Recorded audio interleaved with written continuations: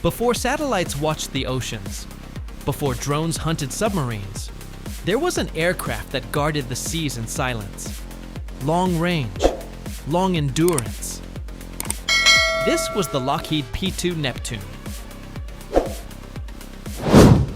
The Lockheed P-2 Neptune was designed for one mission: find submarines before they strike. During the Cold War, this mission meant survival. It didn't need to be. It was built to stay airborne for hours, even days. The P-2 Neptune used a hybrid approach: piston engines for endurance and jet engines. When speed was needed, this aircraft listened to the ocean. Sonobuoys, radar, magnetic anomaly detectors. Every sensor worked together. During the Cold War, submarines were nuclear threats. The Neptune was the first line of defense. Technology never stops. The Neptune eventually reached its limits. Crew workload was intense. Sensors became outdated. The world needed something faster, smarter, more integrated. Enter the next generation.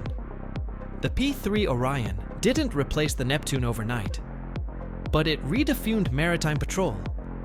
Today, the oceans are watched by jets.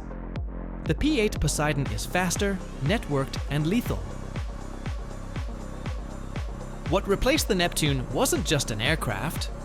It was a system: satellites, drones, networked fleets. The Lockheed P-2 Neptune taught the world how to patrol the oceans. Everything that followed, built on its lessons. Before the age of data and drones, there was endurance, there was patience, there was the Neptune. Which maritime patrol aircraft should Supersonic News explore next? P-3 Orion, P-8 Poseidon, or something older? Comment below and subscribe for more deep dive military aviation documentaries.